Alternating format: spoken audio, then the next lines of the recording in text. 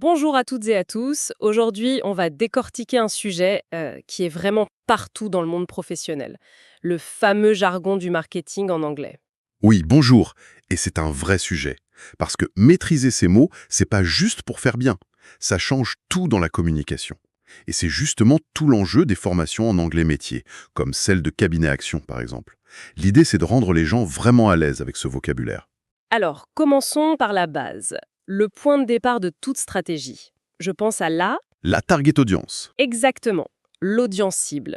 On a l'impression que tout le monde sait ce que c'est, mais souvent on reste un peu en surface, non? Ah, et complètement. Le piège, c'est de se limiter à l'âge ou à la ville. Aujourd'hui, une bonne analyse va beaucoup plus loin.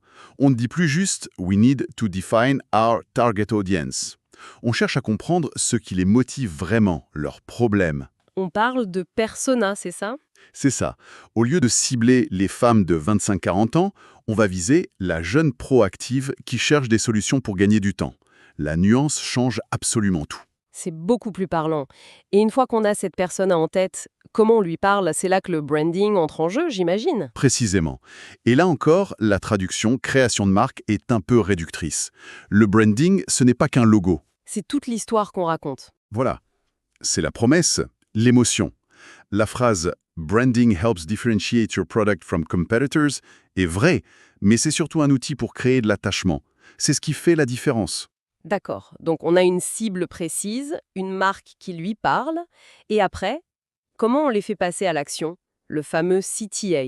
Le call to action, oui, l'appel à l'action. C'est le pont entre l'intérêt qu'on a suscité et l'action concrète.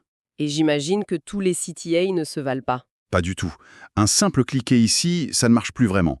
La phrase « Our email's CTA increased conversions » s'explique souvent par un appel à l'action qui est spécifique. Qui apporte quelque chose en fait? Exactement. Qui répond à la question pourquoi je cliquerais là maintenant? Ça doit Oui. être clair et donner envie. C'est très clair. On voit bien comment ces trois éléments sont liés. La cible, la marque, l'action. Qu'est-ce qui fait le ciment entre tout ça? C'est la marketing stratégie. La stratégie marketing, c'est le plan d'ensemble. C'est un peu le chef d'orchestre qui s'assure que tout le monde joue la même partition. Ah oui, c'est une bonne image. Une bonne stratégie, ça garantit que le bon message est adressé à la bonne personne avec la bonne incitation. C'est pour ça qu'on dit « A clear marketing strategy improves customer engagement ». C'est logique. Sans plan, on s'éparpille. Ce qui est intéressant, c'est que pour vraiment maîtriser ça, il ne suffit pas d'apprendre des listes de mots par cœur. Il faut les utiliser, les mettre en situation. C'est le cœur d'un apprentissage qui marche. D'ailleurs, c'est vraiment la philosophie de Cabinet Actions, si je peux me permettre de les citer. Bien sûr. At Cabinet Action, our English training courses are tailored to your goals, whether marketing, business, or professional English. They help you not just learn vocabulary, but use it with confidence.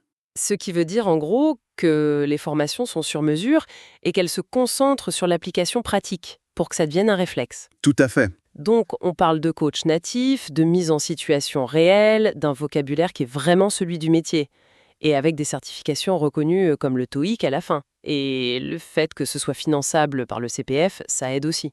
Voilà, l'objectif, c'est vraiment de passer d'une connaissance un peu passive à une vraie compétence active. Pour ceux que ça intéresse, le plus simple, c'est d'aller voir sur cabinetactions.fr. D'accord. On peut y demander un bilan gratuit pour évaluer son niveau, ses besoins. C'est une super première étape pour progresser. Parfait. Donc, pour résumer, on a vu 4 termes essentiels. KSHI, Ready to Teach French, Target Audience, Branding, le CTI et la Marketing Strategy. Exactement. Et ce ne sont que les bases. Merci beaucoup, ça laisse à réfléchir.